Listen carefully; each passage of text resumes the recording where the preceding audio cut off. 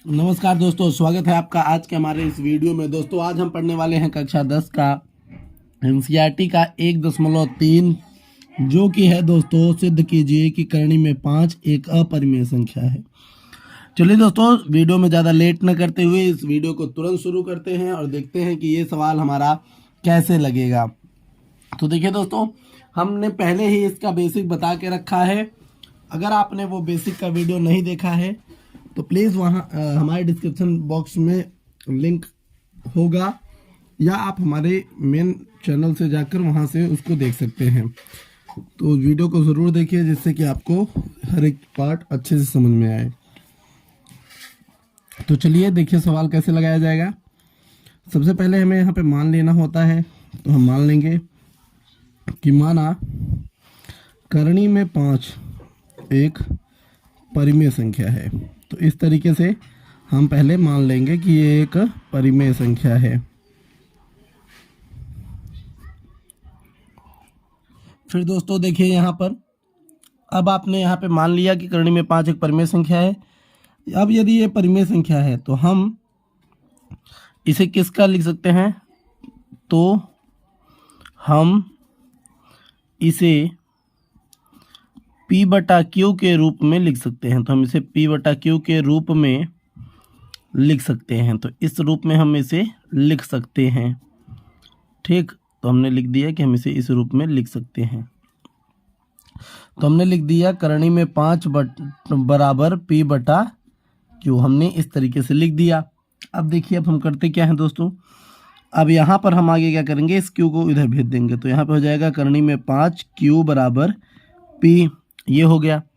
अब हम क्या करेंगे, हम लिखेंगे यहाँ पर कि दोनों तरफ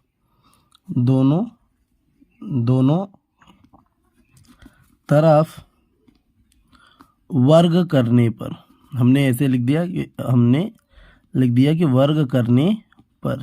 तो इस तरीके से क्या हो जाएगा दोस्तों, यहाँ पर हो जाएगा करणी में 5 Q का स्क्वायर बराबर P का स्क्वायर। जब हम इसे ओपन करेंगे तो यहाँ पे हो जाएगा 5 Q स्क्वायर और ये हो गया P स्क्वायर।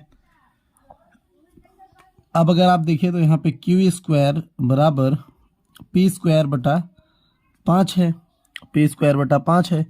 अर्थ ये है कि भाई साहब P स्क्वायर 5 से विभाजित है, यानी ये क्या कर रहा है, ये 5 P स्क्वायर को काटेगा। तो हमने लिख दिया कि भाई ये P स्क्वायर 5 से विभाजित है।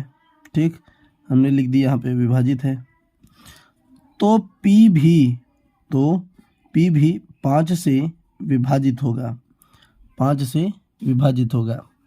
ऐसा क्यों दोस्तों, ऐसा हमने यहाँ पे क्या लिखा है, तो चलिए समझाते हैं, थोड़ा सा ध्यान दीजिएगा कि ऐसा क्या होगा यहाँ पर। तो आपको हम यहाँ पे दिखाते हैं। देखिए, जैसे मान लेते हैं कोई संख्या 10 है, 10 का वो स्क्वायर है। तो देखिए, मान लेते हैं 10 का स्क्वायर कितना होता है, 100। अगर 100 2 से कटेगा तो ये जो 10 है वो भी 2 से कटेगा। यानी अगर मैंने कहा कि P स्क्वायर अगर 2 से कटेगा तो P भी 2 से कटेगा। ठीक, इसीलिए यहाँ पर मैंने लिखा कि P स्क्वायर यदि 5 से विभाजित है तो P भी 5 से विभाजित है। ठीक, अब हमें क्या करना है दोस्तों, यहीं पे हम आधा और लाइन खींच लेते हैं। और अब यहीं पर हम मान लेते हैं कि हमने मान लिया कि P बराबर, हमने यहाँ पे मान लिया कि P बराबर 5m, हमने मान लिया P बराबर 5m ऐसा। तो जो देखिए, जो हमारे पास ये वाली लाइन है, ये वाली, तो हम यहाँ पर क्या करेंगे, यहाँ पे लिख देंगे। तो यहाँ पे 5 Q स्क्वायर बराबर P स्क्वायर था, तो हमने यहाँ पे लिख दिया 5 Q स्क्वायर बराबर 5m का स्क्वायर, क्योंकि P का मान है ये, तो यहाँ पे P स्क्वायर था इसलिए हम 5 का m का स्क्वायर कर दिए। तो यहाँ पे हो गया 5 Q स्क्वायर बराबर यहाँ पे क्या हो जाएगा दोस्तों, देखिए 5 25 m स्क्वायर। ठीक, अब देखिए 5 1 का 5 और 5 25, तो Q स्क्वायर बराबर 5 और ये m स्क्वायर। अब अगर हम इधर लेके जाएंगे तो ये हो जाएगा दोस्तों Q स्क्वायर बटा 5 बराबर m स्क्वायर। यानी हम यहाँ पे कह सकते हैं कि जो क्यू स्क्वायर है, जो क्यू स्क्वायर है वो 5 से विभाजित है, वो 5 से विभाजित है। ठीक दोस्तों, वो 5 से विभाजित है। ठीक, अतः अतः अतः परिमेय संख्या, परिमेय संख्या में, अतः परिमेय संख्या में P व Q का मस 1 होता है, मस 1 होता है, परंतु यहाँ पर P और Q दोनों 5 से विभाजित हैं, 5 से विभाजित हैं, दोनों 5 से विभाजित है। अर्थात 5 इन दोनों का गुणनखंड है, 5 इन दोनों का गुणनखंड है। अर्थात इनका मस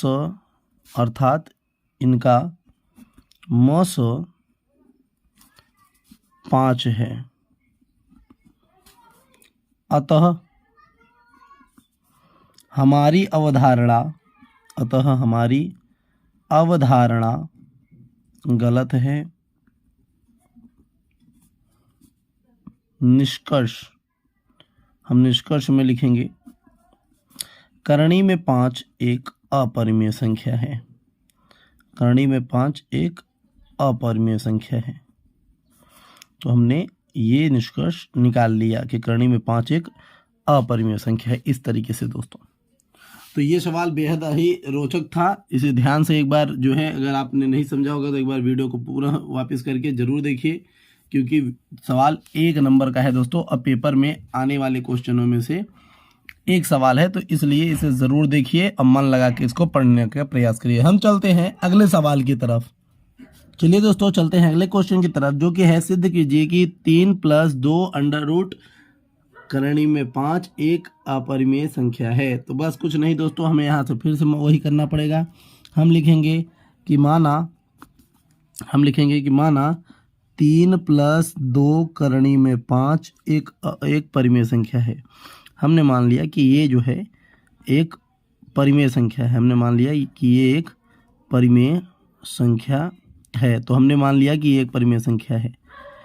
यदि यह परिमेय संख्या है, यदि यह परिमेय संख्या है, यदि यह परिमेय है, यदि यह परिमेय है, तो हम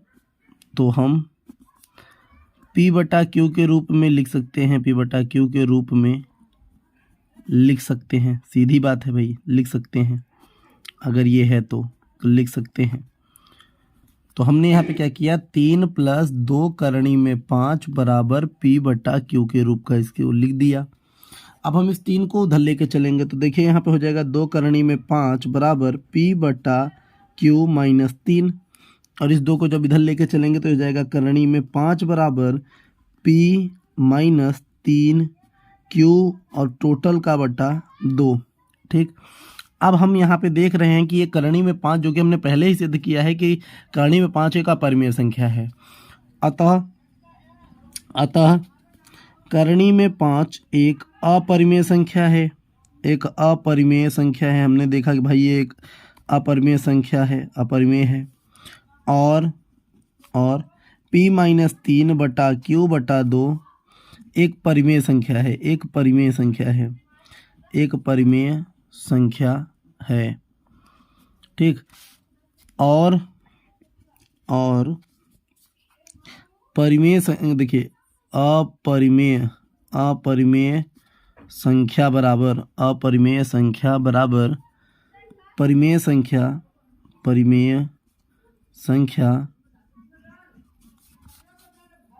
असंभव है। अतः हमें विरोधाभास मिला, हमें विरोधाभास मिला हमारी अवधारणा गलत थी, यह अवधारणा गलत है, हमारी अवधारणा गलत है, तो हम ये मान लेते हैं कि हमारी अवधारणा गलत है। ठीक, जो 3 + 2 करणी में 5 है वो क्या है, एक अपरिमेय संख्या है, वह एक अपरिमेय संख्या है, तो हमने मान लिया कि यह एक अपरिमेय संख्या है। ठीक दोस्तों, चलिए चलते हैं अपने अगले क्वेश्चन की तरफ। अब चलते हैं हम अपने प्रश्न संख्या 3 की तरफ, जो कि है दोस्तों, सिद्ध कीजिए कि निम्नलिखित संख्याएं परिमेय हैं। और इसमें हमारा पहला ही क्वेश्चन है दोस्तों 1 करणी में 2। तो ये हमारा क्वेश्चन है पहला दोस्तों कि 1 करणी में 2, हमें इसको भी सिद्ध करना है कि यह एक अपरिमेय संख्या है। ठीक दोस्तों, तो चलिए देखते हैं क्वेश्चन को। तो हमें क्या करना पड़ेगा, हम फिर से वही चीज करेंगे। हम लिखेंगे कि माना 1 करणी में 2 एक परिमेय संख्या है। तो हमने क्या किया, एक परिमेय संख्या है, हमने ऐसा मान लिया कि यह एक परिमेय संख्या है। इस तरीके से हमने मान लिया कि यह एक करणी में 2 एक परिमेय संख्या है। तो हम इसे P/Q के रूप में लिख सकते हैं। तो हमने लिख दिया 1 करणी में 2 बराबर P/Q। तो हमने इस प्रकार से इसको लिख दिया दोस्तों। अब हम क्या करते हैं, हम हर का परमेयीकरण कर देते हैं। क्या कर देते हैं, हर का परमेयीकरण कर देते हैं। तो परमेयीकरण क्या होता है दोस्तों कि हमें यहाँ नीचे से करणी में हटा देनी होती है। तो हम परमेयीकरण कर देते हैं। तो यहाँ पे क्या होगा दोस्तों, देखिए सेम चीज़, कोई बदलाव नहीं, बस हम क्या करेंगे, यहाँ पे 1 करणी में 2 है, गुणते 1 करणी में 2 और गुणते करणी में 2, इस तरीके से करके P/Q लिख देंगे। ठीक दोस्तों, अब देखिए यहाँ पे क्या हो जाएगा, यहाँ पे हो जाएगा करणी में 2/2 बराबर P/Q, इस तरीके से। ठीक दोस्तों, यहाँ पे आप इतना कर लेंगे, कोई दिक्कत नहीं, कोई परेशानी नहीं। फिर उसके बाद आपको करना क्या है, एक एक पॉइंट आप समझिएगा। बस देखिए इसको जब हम इधर लेके चलेंगे तो ये हो जाएगा करणी में 2 बराबर P/Q गुणते 2, ये ऊपर गुणा हो जाएगा। तो यहाँ पर हो जाएगा करणी में 2 बराबर 2P/Q। अब देखिए दोस्तों, यहाँ पे हमने देखा कि करणी में जो 2 है, ये जो करणी में 2 है वह क्या बोल रहा है कि एक देखिए ये तो हमारा, हम जान लेते हैं कि भाई ये सब तो हमारा परिमेय है, परंतु ये है एक अपरिमेय है, क्योंकि हमने पहले ही करणी में 2 या करणी में 5 इस तरीके के सवालों को सिद्ध कर लिया है कि ये अपरिमेय है। तो इसलिए हम यहाँ पे लिखेंगे कि यहाँ पे हम लिखेंगे कि करणी में 2 एक अपरिमेय संख्या है। हम यहाँ पे लिखेंगे करणी में 2 एक अपरिमेय संख्या है, एक अपरिमेय संख्या है।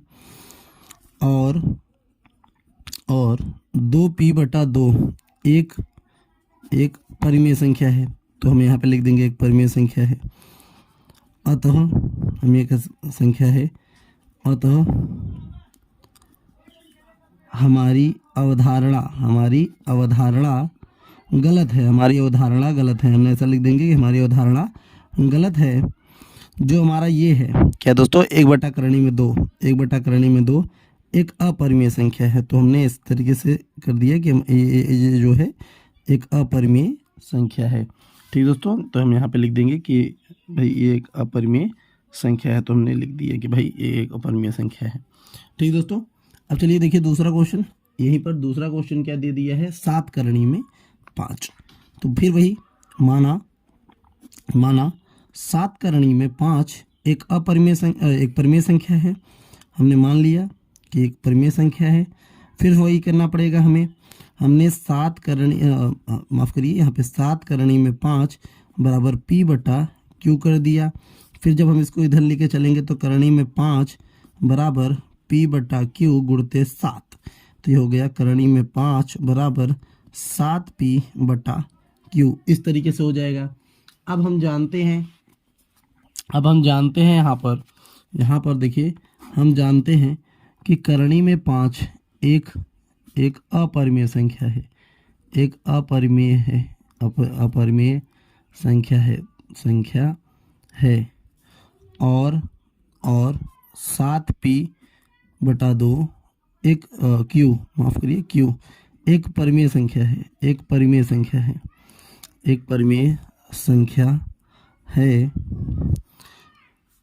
तो अपरिमेय संख्या बराबर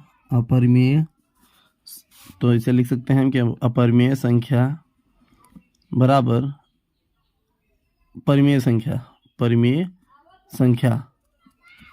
कभी नहीं हो सकता, कभी नहीं होगा, अतः 7 करणी में 5 एक अपरिमेय संख्या है। तो हम ऐसा कह सकते हैं कि जो हमारा 7 करणी में 5 है वो एक अपरिमेय संख्या है। इस तरीके से हम इस सवाल को भी सॉल्व कर लेते हैं। अब देखते हैं तीसरा क्वेश्चन जो हमारा है। तीसरा क्वेश्चन क्या है दोस्तों, देखिए 6 प्लस करणी में 2। तो ये है हमारा 6 प्लस करणी में 2। अब देखिए हम लिख लेते हैं माना 6 प्लस करणी में 2 एक परिमेय संख्या है। हमने मान लिया कि ऐसा है, तो ये एक परिमेय संख्या है। तो ऐसा हमने मान लिया कि एक परिमेय संख्या है। अब क्या करेंगे, यहाँ पे 6 प्लस करणी में 2 बराबर पी बटा क्यू कर देते हैं। 6 को जब हम उधर लेके चलेंगे तो यहाँ पर हो जाएगा करणी में 2 बराबर पी बटा क्यू माइनस 6। तो हम कह सकते हैं तो करणी में 2 एक अपरिमेय संख्या है,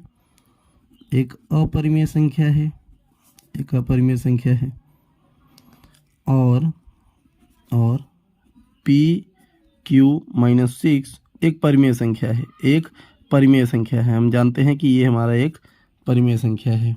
लिख देते हैं ये हमारा एक परिमेय संख्या है। अर्थात हमारी अवधारणा गलत है। अर्थात आप यहाँ पे वो भी लिख सकते थे दोस्तों कि चूँकि एक परिमेय संख्या बराबर अपरिमेय संख्या कभी नहीं होगी या असंभव है, तो अर्थात हमारी अवधारणा, आप चाहें तो इसे लिख सकते हैं ना, अर्थात हमारी अवधारणा गलत है, अवधारणा गलत है। 6 प्लस करणी में 2 एक अपरिमेय संख्या है, तो ये लिख सकते हैं। ठीक दोस्तों, अपरिमेय संख्या है। ठीक, तो दोस्तों यहीं पे हमारा ये वीडियो एंड होता है। वीडियो कैसी लगी ज़रूर बताइएगा। हम मिलेंगे अगले वीडियो में। धन्यवाद।